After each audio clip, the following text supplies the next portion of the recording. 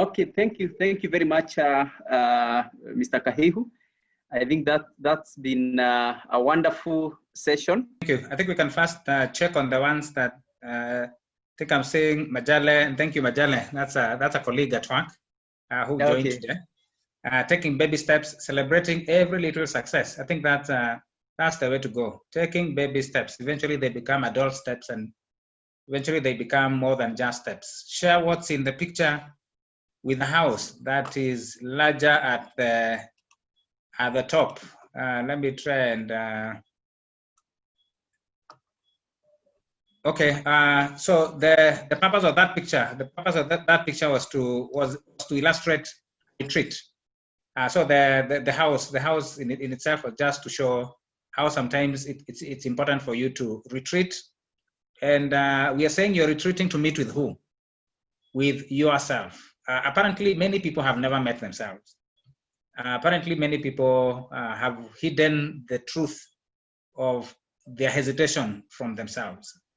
But the moment you tell you're going out as Kahihu and you're meeting Francis and you're saying, "Hey, why aren't you moving forward with this thing?" Then I think that makes all the difference. I will hold a failure festival. No more pity parties on why I failed. That's the way to go. That's the spirit.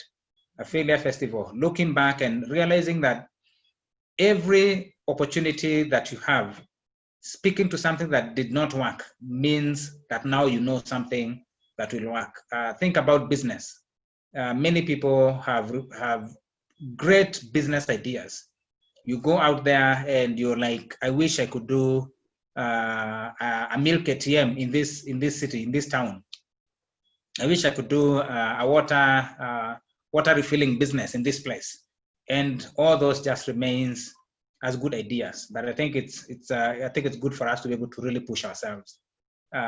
Try something, but of course you don't try blindly, because there are many people, and I think this forum, Mugo, is a great forum where you're able to also get to know people who've tried some of those businesses, because you also don't want to keep jumping into a pool that swallows its own people, and so you also would want to also be quite wise at that. I think, I don't know whether since we don't seem to have other questions here, let me share the screen and do Mentimeter again, just for anyone who have some questions. We can ask at that. We can ask at that space. Question. And so this is an open session. Let's chat. What are some of your questions, some of your feedback, some of your comments? I realize we have about 6 minutes to conclude the conversation. And so if you have some question, maybe if, there's some fear or something around esteem, it necessarily must not be a question. You can just post in a message to encourage somebody who is hesitating, someone who is on the launching pad and is just can't jump into the water. So I'm seeing someone is saying, most successes come from failure. Keep trying. Can someone unmute and tell us more about this? That most successes come from failure.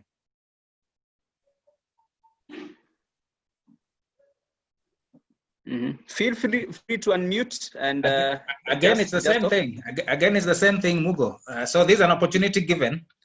I'm sure out there there's somebody who can really speak to this, but the person might be hesitating. I can go. Yes, Bridget. That is true. So let me just take this up. It says most successes come from failure. What that means is that there is a famous quote that goes on that says, "I didn't fail 1,000 times. I just learned 1,000 ways in which," if I were to paraphrase that quote, "in which what I wanted to do could not work." So in every failure, there's usually something to learn about. There's usually some key lessons that are there in every failure. And what we need to do after every time we fail, and this cuts across the board. When you go for an interview and you get a rejection letter, what do you do? you sit back and say, okay, after all, by the way, I didn't even like that organization. They didn't serve me tea. Or do you go back and actually send a follow-up email and say, okay, thank you for the opportunity to interview me. Please, I would like to know what areas I would have to improve on for the next time. You know, why did I not qualify? What feedback can you provide? So that is one way. Consciously and intentionally go back to each time you failed and draw at least 3 lessons from that. And trust me, if you're open with yourself, you'll actually learn so much from that. And also it sort of sets a spring on your step. It brings back a lot of positivity such that you're able to then move forward to the next one. I remember so many interviews that I went for, and sorry, I'm using interview because that's the best example I have. And after every interview, after every rejection, I would sit down and go, okay, so what did I do? What did I not do right? Sent a few follow-up emails, some were replied to, some were not. But that really helped me in putting my optimism up, number one. And it also helped me prepare for the next. And finally, when the interview came and I had learned a couple of lessons, I nailed one of the interviews and I got a job. That is when I was job searching. So these are cuts across the board with businesses, with any venture you want to get into, even relationships, by the way, little cuts across the board.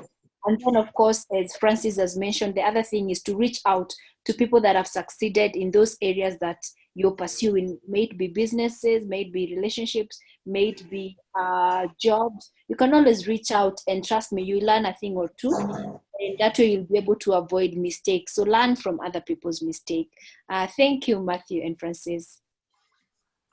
Wow. Welcome. No, we should have had you as a co-facilitator. That's spot on. And thank you. Thank you for not hesitating. I'll look for her. I'll look for her. She can. I think she can facilitate the second part of this conversation. And so on Mentimeter, we have some very interesting comments coming up.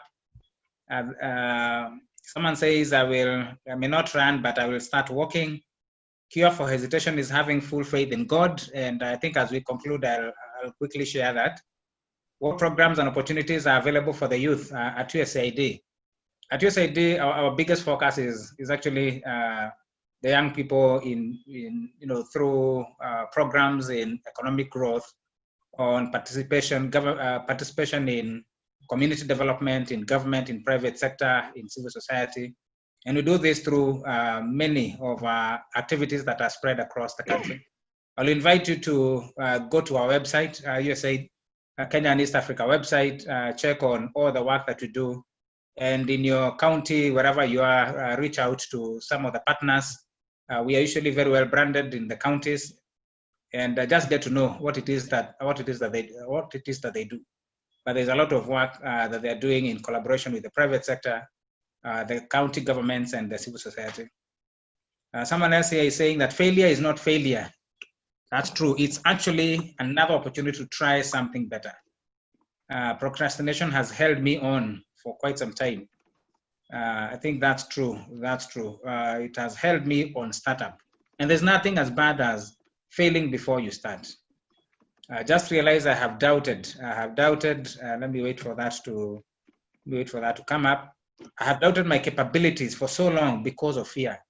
I've learned that I should not hesitate trying out something as long as to come up, as long as the world won't crumble if I don't succeed after trying. And talk to any person who has succeeded in anything. They will tell you they have tried 1,000 times. They have tried 1,000 times. And I think as we started, one of the questions was on what has hindered you from pursuing your goal, pursuing your dream, your vision. One of the responses was money. And as much as that is understandable, what happens is if for a master's program, for instance, I need 200,000, 300,000, then not having the 300,000 at a go should not be the limitation. Actually, if you know that that's a dream, then you could decide, and maybe for that person, I would encourage that person to start off an education saving scheme. Where you say the next 3 years, I want to pursue my master's, I want to pursue this program, then start putting in some money. So long as you have started saving some money towards your goal, then you won't say that you haven't started. The fact that you haven't registered doesn't mean that that you haven't started, because you've already started saving towards it. But then the other thing that you may also want to do is reach out, get to know the programs, get to know the people who are pursuing those programs, and start developing and building your interest. As we bring the meeting to a close, Mugo, I hope you can still see my slide. Yes, we can. Yeah, I think it's critical for us to also, in all this, and many of us have said, to draw inspiration from on high, because I cast my eyes into the hills. Where does my help come from? For many people and for all of us, when we find ourselves really hesitating, our help does not come from the east or from the south. The Bible says in Isaiah 40:10, so do not fear, for I am with you. Do not be dismayed, for I am your God. I will strengthen you and I will help you. And then in Deuteronomy 3:25, you shall not fear them, for the Lord your God himself will fight for you. And so there's a lot of encouragement that those of us who believe are able to find in the word of God. And so when we find ourselves hesitating, it's because we do not know the outcome. It's because we do not know tomorrow. But there's one who has been there. There's one who knows that he will hold your hand. Just like that mother whose hands appeared to be outstretched. The father was up there trying to tell the child, jump into, maybe just go back to that slide for the sake of those people who may have joined later.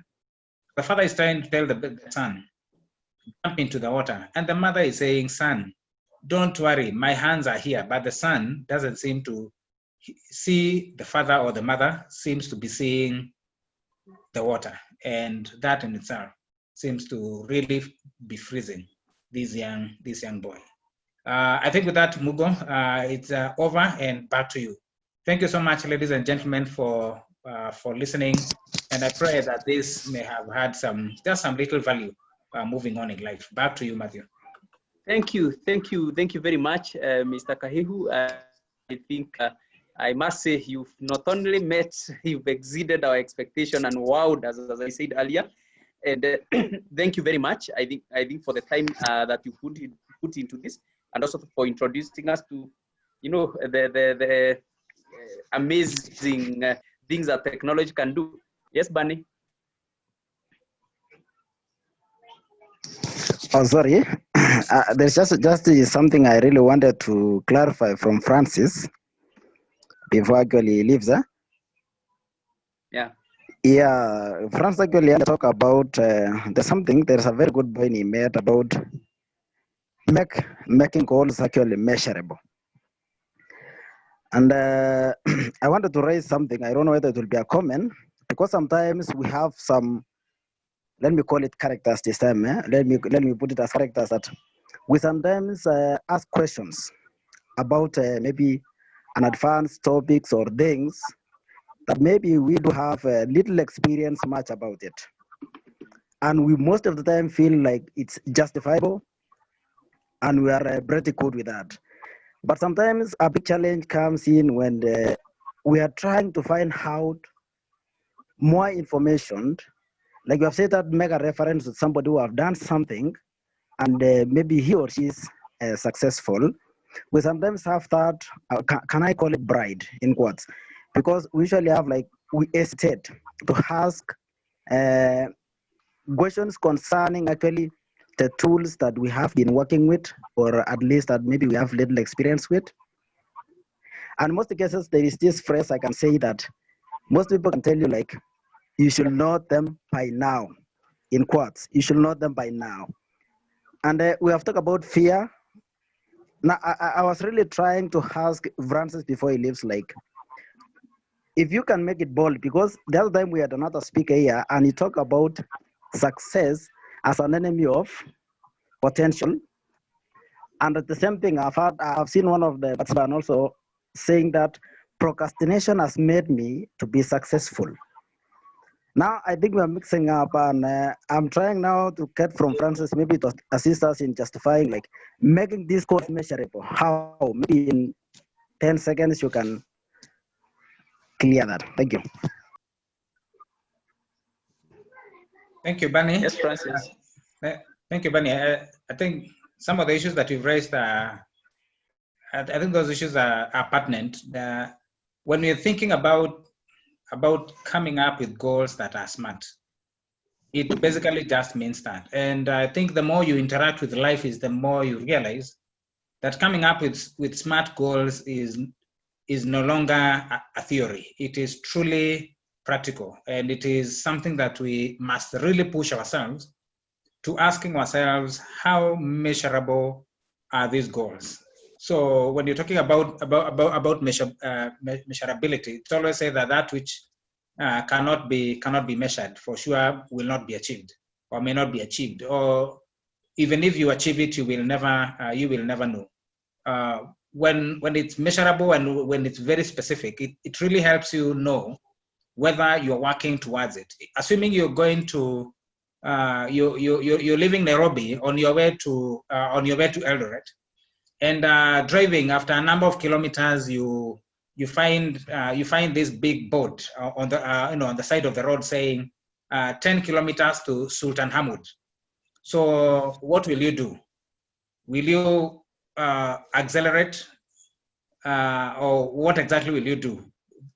Just by knowing your direction and knowing the markers, knowing the indicators on the road that will tell you that you're on the right path, and the direction and the distance that you have to cover really helps you know whether you're on the right on the right track. And so when you come up with your goals, you need to keep asking yourself, is it truly measurable? For instance, if you want to work for a certain company at a certain level, what you will need to ask yourself is, where am I, and what level of staff do they employ? What kind of skill sets do they have? What kind of training do they have? And so you start building those blocks towards your eventual goal. But you may also decide that I will join a certain company, not at the highest level that I would aspire to for future, but at a relatively lower level, and hope to grow from bottom going up. I hope that's good enough. But I'll still be open. I think Buko will share with you my email. You could feel free to send me a note, or I think I can place it on the. There's an email that I used to use a few years ago when I used to write for The Nation, kahihucareers@gmail.com. So I think that's the one that we can still use for me to respond to some of the comments. But I'll put it on the chat box. To be here with us. I don't know whether Mr. Kahihu, you wanted to make any closing remarks, and then I end the meeting. Thank you so much, Matthew, and the 41 participants who are still on the call. Mine is just to make a prayer that God helps each one of us to move beyond hesitation to taking charge, because that is what we are all called to. Thank you, and God bless. Okay, yeah, you're most welcome. Jubale says he joined late, but Mr. Kahihu is an inspiration from Moi University. Be blessed, brother. I think you must have interacted in the university. Thank you very much. So all of us who are here, God bless you so much for sparing your time. I want to believe that you found value. I'm encouraged every time I see people coming back again and again. There are people, I can't count the number of times you've been here, and some of you listening from outside the country. I can see the likes of Teddy from Uganda. You've been very consistent. I think you can be my co-host, because I'm sure you will always be there. And so many others who are joining also from outside the country. And it's been wonderful. It's been wonderful having you. Thank you. I hope we are adding value to your life, and I hope we are. We are improving your life in one way or the other. God bless you so much. See you on Tuesday, and keep engaged, keep safe also, and may God see us through. Thank you very much. Have a lovely night.